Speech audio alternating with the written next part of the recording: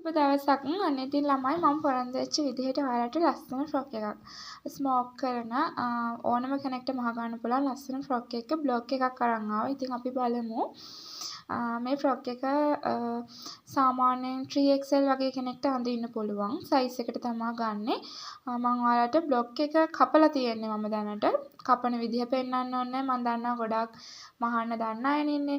ඉතින් ඒක නිසා ඔයාලට කියන්නේ කපන විදිහ පෙන්වන්න ඕනේ. මම බ්ලොග් එක පෙන්නපුවාම ඔයාලට හිතා ගන්න පුළුවන් වෙයි කියලා හිතනවා. ඉතින් තව මොකක් හරි අඩුපාඩුවක් තිබුණොත් ඔයාලට ඕනි දෙයක් තිබුණොත් මට කියන්න.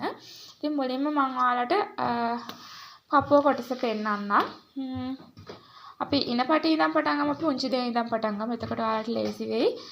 මේ මම කපාගෙන තියෙන්නේ පිටිපස්සට ගැට ගන්න පටි දෙක.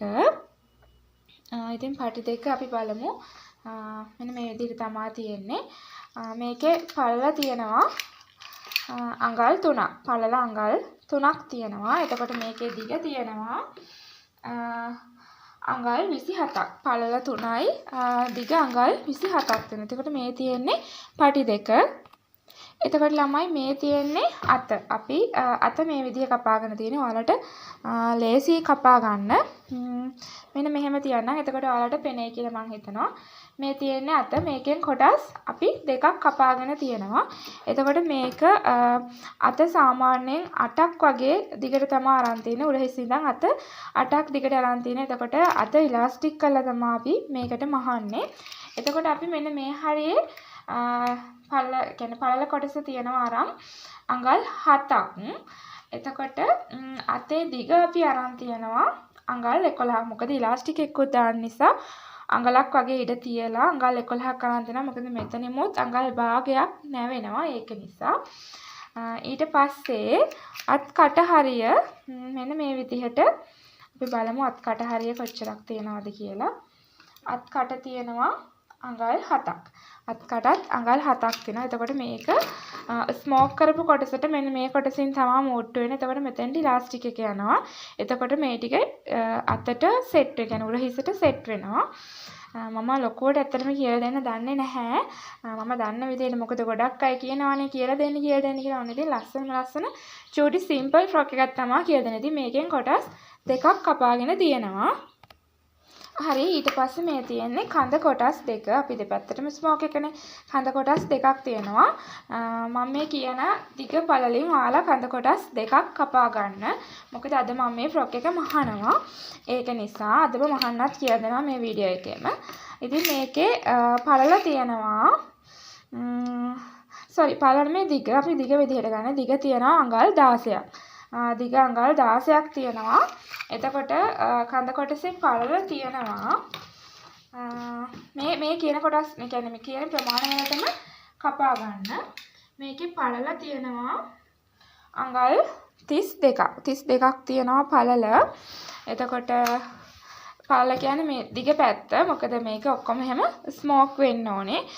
ළඟ ස්මෝක් වුණාම තමයි ලස්සන ෆ්‍රොක් එක ඇඳහම ස්මෝක් එක ඇදීලා තිබ්බහම ලස්සන නෑ. ඒක නිසා තමයි මම 32ක් අරන් තියෙන්නේ. එතකොට උස තියෙනවා උස මම ඔයාලට උස තියෙනවා අඟල් 16ක්. ඉතින් ඔය විදිහට තමයි ඒකෙන් කොටස් දෙකක් ගන්න. කඳ කොටස් දෙකක් ඕනේ නිසා ඒ කරලා ඔයාලා මේ ෆ්‍රොක් එකේ ෆොටෝ එකේ දකින්න ඇති මේකේ පහලින් ෆ්‍රිල් එකක් එන තට්ටු දෙකේ ෆ්‍රොක් එකක් තමයි එන්නේ ස්මෝක් වුණාට. එතකොට ඒකේ දිග තියෙනවා. ඒ තට්ටු දෙකට එන කොටස් දෙකක් ඕනේ එකත්. ඉස්සරහා පළුවටයි පිටිපස්සහා පළුවටයි. ඒකෙත් දිග තියෙනවා දිග අඟල් 19ක් තියෙනවා. හරියටම දිග අඟල් 19ක් මම අරන් දෙනවා. මෙහුම් වාසි ඔක්කොම එක. මේ ඔක්කොම කියන්නේ මෙහුම් වාසි 1.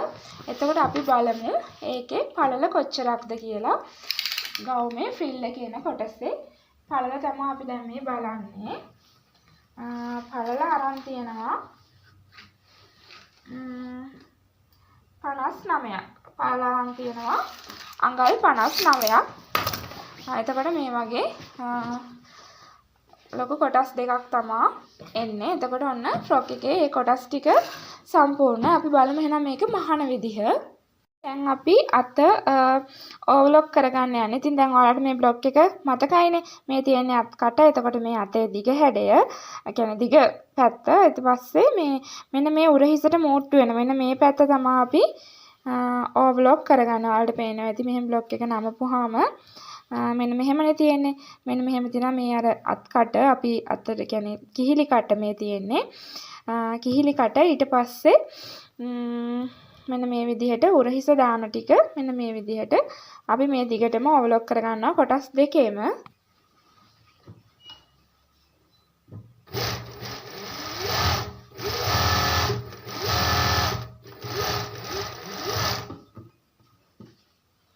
ළඟින්ම ඕවර්ලොක් එක දාගන්න කොටස් දෙකේම එහෙමයි. මොකද අත් දෙකම අපි ඉලාස්ටික් එක දානවනේ ඉතින්. ඒ නිසා මේ විදිහට කොටස් දෙකම ඕවර්ලොක් කරගන්නවා. ඔන්න අපි ඉලාස්ටික් එකත් මේ විදිහට අඟල් භාග ඉලාස්ටික් එක අරන් තිනවා. අපි බලමු මේ කොටසේ දිග කොච්චරක් තියනවද කියලා. ඉලාස්ටික් එකත් අපි ගත්තා මෙන්න මේ විදිහට.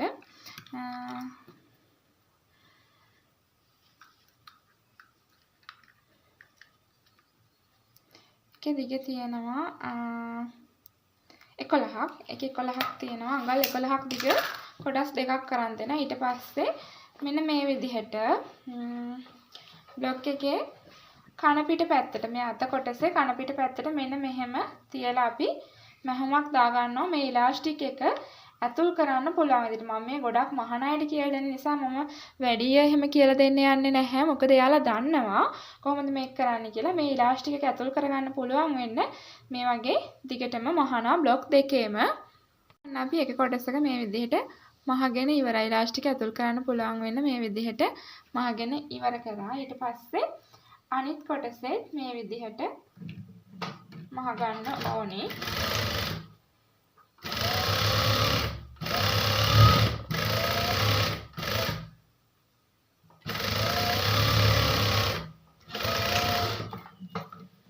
හරි. ඔන්න අපි දෙකේම මහගෙන ඉවරයි. දැන් බලමු අපි ඉලාස්ටික් එක ඇතුල් කරගන්නේ කොහොමද කියලා. මහානාය නම් දන්නවා මේ අලුත් යාළුවා වගේ බලනවා නම් ඔන්න එයාට තමයි මම මේ කියන්නේ. ඉතින් මේ විදිහට ඉලාස්ටික් එකට හැට කටුවක් ගහලා අපේ චූටි ළමයි දැන් කැමති මහන්න ඉගෙන ගන්න. මට එහෙම දෙතුන් දෙනෙක් හම්බුණා. මට නැන්දි කියලා කියන්නේ. නැන්දි ඔයා වගේ මහන්න ආසයි එහෙම කියලා කියන සෙට් එකකුත් ඉන්නවා. ඉතින් එයාලත් මගේ වීඩියෝ බලනවා. ඒක නිසා ඔන්න ඉතින් මම එයාලට තමයි මේක අරන් ආවේ. කියන්නේ මේ ටික කියන්නේ මේ ෆ්‍රොක් එකත් ඇත්තටම ඒ වගේ චූටි ගෑනු ළමයිට අඳින්න පුළුවන්. ලස්සනයි. කියුට් කියනවනේ අපි. අන්න එහෙම තියෙන ෆ්‍රොක් එකක් ඔයාලට ෆොටෝ එකෙන් පේන්න ඇතිනේ. හරි. ඊට පස්සේ අපි මෙන්න මේ පැත්ත ඉලාස්ටික් එක මේ මැද්දලා අපි 60 කටුවක් තියෙනවනේ. ඒක හින්දා බය වෙන්න දෙයක් නැහැ අපිට. ආයෙ යන්නේ නැහැනේ. මෙතනින් මහම් පාරක් දාගන්නවා. හරි. ඊට පස්සේ ඒක හැම මැෂින් එකේ තියලා මෙන්න මේ පැත්තත් මෙන්න මේ විදිහට ගාන්න අරගෙන ඇඩ්ජස්ට් කරලා බලන්න. මේ විදිහට තමයි එතකොට අපේ ෆ්‍රොක් එකේ අත එන්නේ. අත එන්නේ ඔන්න ඔය විදිහට. ඊට පස්සේ අපි ඒ කොටසත් මේ විදිහට ඉලාස්ටික් එක චුට්ටක් ඇදලා වහගන්න. මේක ඉතින් සමහරට එක එකනාට වෙනස් වෙන්න පුළුවන්. මොකද දැන් එකම උරහිස පාත කියන්නේ ගොඩක් අය කර පාතට ඉල්ලනවා. මම කියන්නේ සාමාන්‍ය ප්‍රමාණය. ඔන්න ඉතින් අපේ අත කොටස ඉවරයි. එක කොටසක් ඉවරයි. ඔන්න ඔය විදිහට තමයි තියෙන්නේ. ඊට පස්සේ අපි මෙන්න මේ කොටස දැන් අතේ මේ උරහිසනේ මේ උරහිස. ඊට පස්සේ මෙන්න මේ කොටස. මේ කොටස් දෙකත් අපි ඒ විදිහටම තමයි කරන්නේ. ඕවර්ලොක් කරගන්නවා. මේ විදිහට නමල මහනවා ඉලාස්ටික් එකක් ඇතුල් කරගන්නවා. ඉතින් ඒ විදිහට මේ කොටස් දෙකම අපි ඉවර කරගන්න ඕනේ. එහෙනම් ඉතින් මම මේ කොටස් දෙකම ඉවර කරගෙන එන්නම්. ඔන්න අතේ අනිත් පැත්තත් ඕවර්ලොක් කරගන්න තමයි මම ආවේ. උරහිස පැත්ත වගේම අතට සෙට් වෙන කොටස අපි ඉලාස්ටික් බෑන්ඩ් එකක් වගේ දාන්නේ. ඒ කොටසත් මේ විදිහට මුලින් මහන්න කලින් ඕවර්ලොක් කරගෙන ඉන්න ඕනේ කොටස් දෙකම.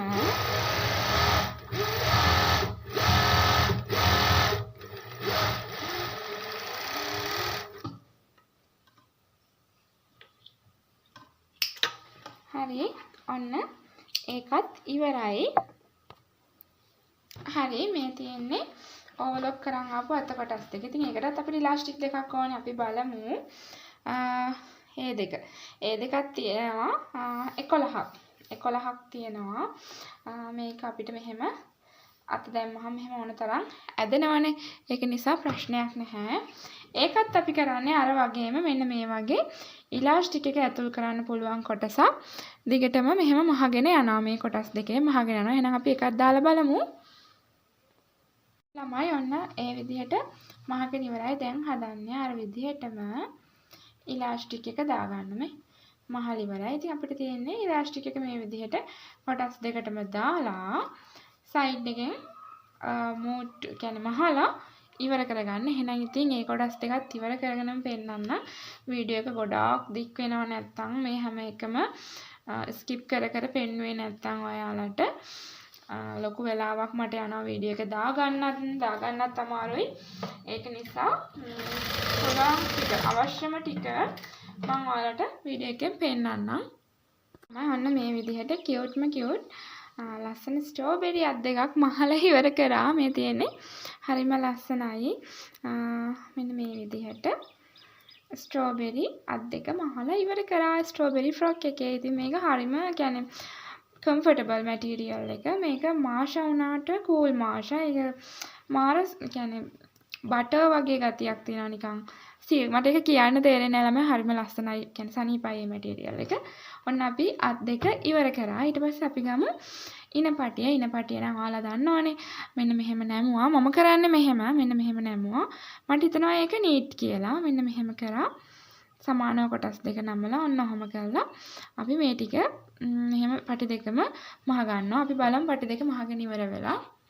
මයි මෙන්න පටි දෙකත් මහගෙන ඉවරයි. දැන් ඔන්න අත් දෙක ඉවරයි.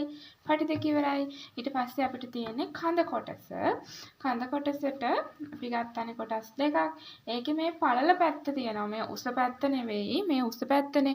මේ උස නෙවෙයි. මේ පළල පැත්ත අපිට නමලා මහ ගන්න ඕනේ. මොකද අපි ස්මෝක් කරාම උඩට කිතුරු වෙනවනේ. ඒක නිසා මේ විදිහට මෙහෙම පුංචි ලයින්ස් දෙකක් කොහොම නමලා මේ පැත්තට පේන්නේ නැති වෙන්න මහ ගන්න ඕනේ. අපි බලමු ඒක මහලා ඉවර වෙලා කොහොමද කියලා. මෙන්න මේ විදිහට කොහොම නමලා හරි ලේසි යන්නේ මේ ෆ්‍රොක් එක මහන්න නම් ඒ හින්දා තමයි මම ඔයාලට මේක කියලා දෙන්නත් ගත්තේ. මොකද මුලින්ම පුංචි ගෑල්ලමෙක් වගේ මේක බලලා මහන්න පුරුදු වෙනවා නම් එයාට වෙන ගවමක් කියලා දුන්නොත් විකාරයක් වගේ වෙයි. ඒක නිසා මෙන්න මේ විදිහට ඔන්න ඔහම නවලා මහ ගන්න පුළුවන්. මෙන්න මේ විදිහට පටන් ගද්දී ටැග් කරන්න. ඔන්න ඔය විදිහට මහ ගන්න තමයි තියෙන්නේ.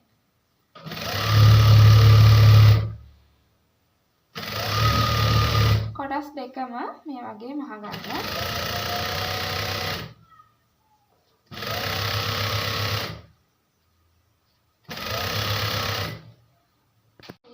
දැන් ඔන්න අපි මේ වගේ අවුට්ලයින් දෙකක් ඔන්න ඔය විදිහට මහගෙන ඉවර කරා.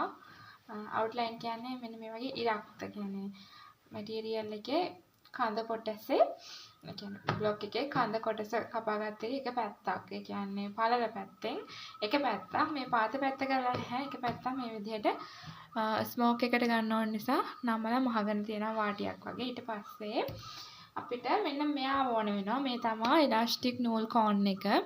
මෙයා ඕන වෙනවා. මෙතනින් ඉස්සරහට වැඩ ටික කරගෙන යන්න. ඊට පස්සේ මේ විදිහට බොබින් වලට නූල් ඔතලා අපි යට බොබින් එකට විතරක් ඉලාස්ටික් නූල් එක දාලා උඩ පැත්තෙන් ලයින්ස් ගානට ස්මෝක් කරන් යන්න තියෙනවා. ඉතින් ওই විදිහට තමයි ස්මෝක් ෆ්‍රොක් එකක් හැදෙන්නේ ළමයි. මෙන්න මේ විදිහට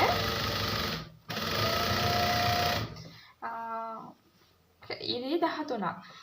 ඉරි 13 ඒවා දෙකක් කරන්න ඕනේ. ඉතින් මේක නම් ඔයාලට එක දිගට වීඩියෝ කරන්න බෑ.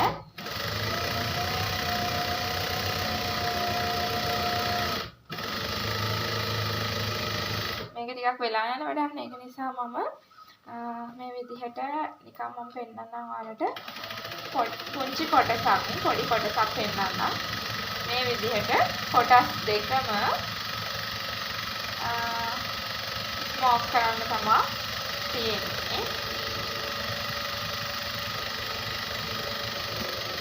අන්න ඔය විදිහට කොටස් දෙකම ස්මෝක් කරගන්න ඕනේ. නූල් මේ මෙහෙම ඇකිලිලා වගේ තියෙන ගතිය හරියනවා. අනිත් ටික ඕවර්ලොක් කියන්නේ මේ ස්මෝක් වෙනකොට පොඩක් මුලින් චුට්ටක් අර අපහසුයි වගේ තියෙනවා. අර හුරු නැති කෙනෙක්ට මටත් මුලින් එහෙම තිබුණා. කරද්දී හුරු නැති කෙනෙක්ට එහෙම තියෙයි.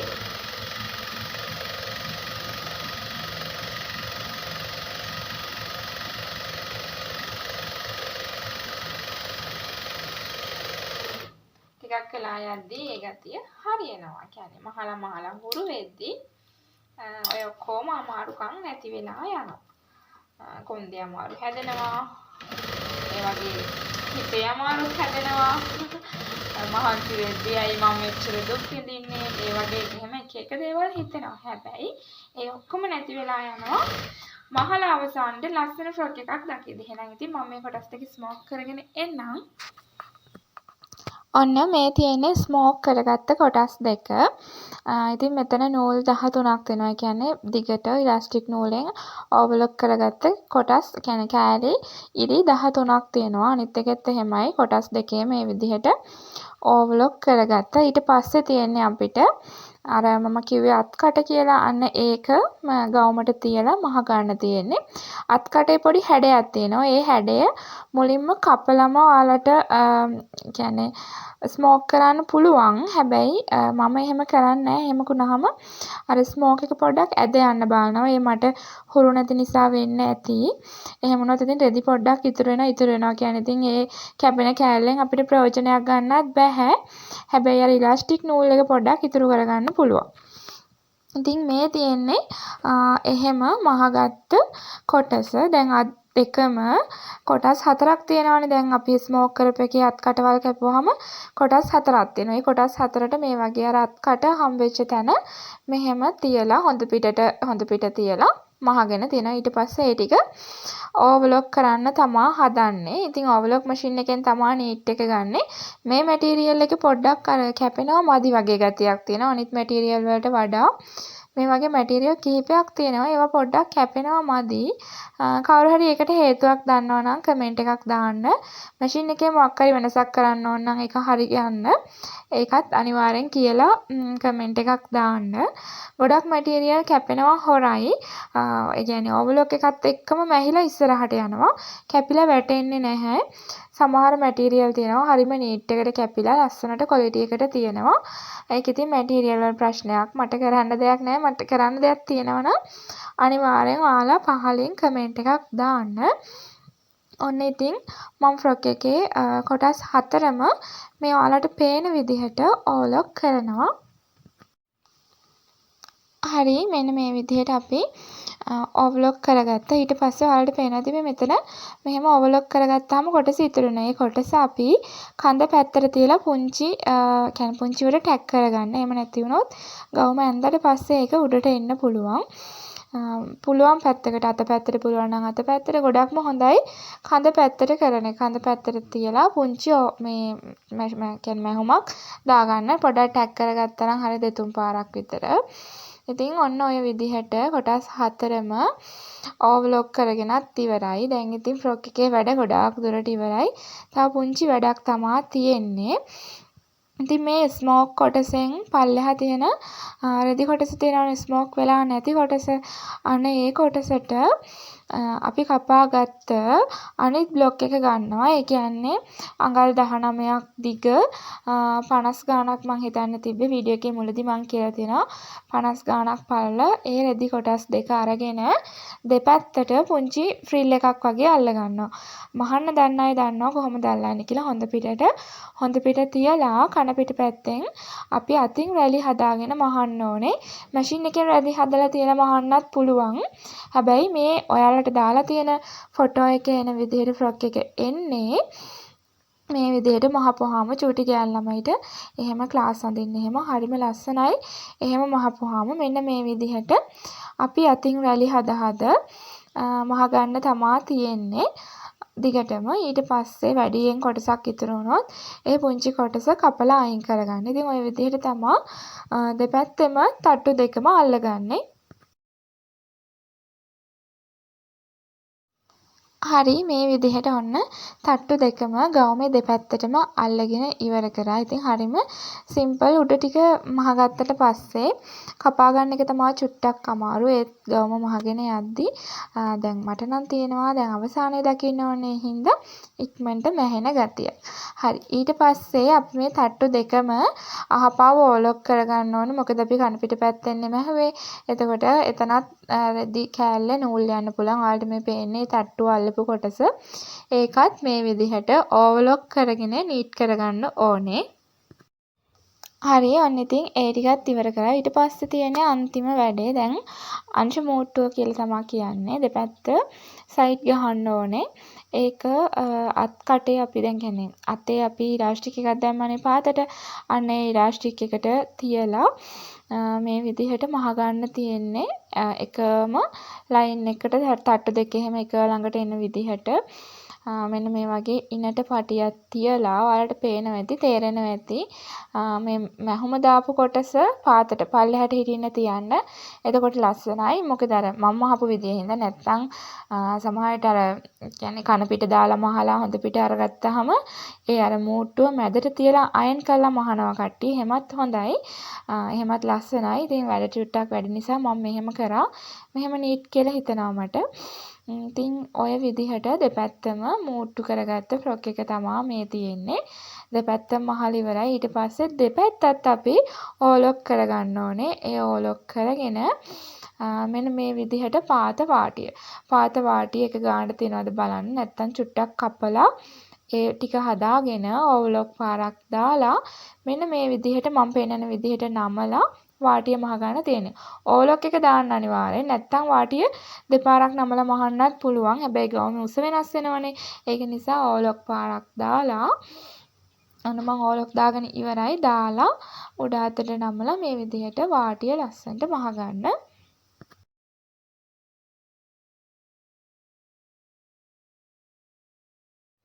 තව ඉතින් හරිම පුංචි කොටසක් තියෙන ළමයි මේ වැඩේ ඉවරුනහම ෆ්‍රොක් එක බලන්න පුළුවන්. ඉතින් ඔච්චරයි. ඔය ටික කරගන්න පුළුවන් නම් මේ ඩිසයින් එකෙන්ම වුණත් අපිට බිස්නස් එකක් විදිහට පටන් අරන් කරගෙන යන්න පුළුවන්. මේ එක ෆ්‍රොක් එක විතරක් ඇති. ඔයාලා හැම ෆ්‍රොක් එකම මහන්න මුලින් දඟලන්න එපා. මමත් එහෙම තමා දන්න පුංචි දේන් තමා තවටත් මේ වගේ වැඩ ටික කරගෙන යන්නේ. ඉතින් ලොකු ඩිසයින් එහෙම ඔලුවට දාගන්න යන්න එපා. එහෙම වුණාම මහන එක එපා වෙනවා. දන්න එක ඩිසයින් යන මේ ස්මෝක් ෆ්‍රොක් එක විතරක් පාවිච්චි කරලා ඔයාලට මම අර කිව්වා වගේ කියනවා වගේ ලොකු මුදලක් හොයාගන්න පුළුවන්. එහෙම කරන අයත් ඉන්නවා. ස්මෝක් ෆ්‍රොක් විතරක්ම කරන අයත් ඉන්නවා. ඉතින් එහෙම කරගෙන යන්න පුළුවන්. අපි දැන් බලමු ඩමියකට දාලා ෆ්‍රොක් එක. ඔන්න ළමයි ෆ්‍රොක් එකේ වැඩ ඉවරයි. මේ තියෙන්නේ ඒ ලස්සන කියුට් ෆ්‍රොක් එක. ඉතින් ඔයාලටත් පුළුවන් එහෙනම් ඉතින් මගේ channel එකට එකතු වෙන්න, subscribe කරන්න, bell icon එකත් all දීලා තියාගන්න. තව මොනවා හරි තියෙනවා නම් අහන්න. ඒ කියන්නේ මම කරපු දෙයක් ඔයාලා දැකපු දෙයක් තියෙනවා නම් අහන්න. අනිවාර්යෙන් මේකට කමෙන්ට් එකක් දාන්න. කලින් වීඩියෝ එකකටත් කමෙන්ට් එකක් දාලා තිබුණා crossover ගවුම කරන්න කියලා. හරි මම ඒකේ උඩ ටික හරි ඔයාලට කියලා දෙන්න බලන්නම්. පාත ටික නම් පුළුවන් උඩ ටික හරි කියලා දෙන්න බලන්නම්. එතකොට ඔයාලට පුළුවන් වෙයි ඒකත් මහ ගන්න. වීඩියෝ එකේ මොකක් හරි අඩුපාඩුවක් තිබ්බනම් සමාව වෙන්න. එහෙනම් ඉතින් තවත් ලස්සන මේ වගේ වීඩියෝ එකකින් හම්බෙමු.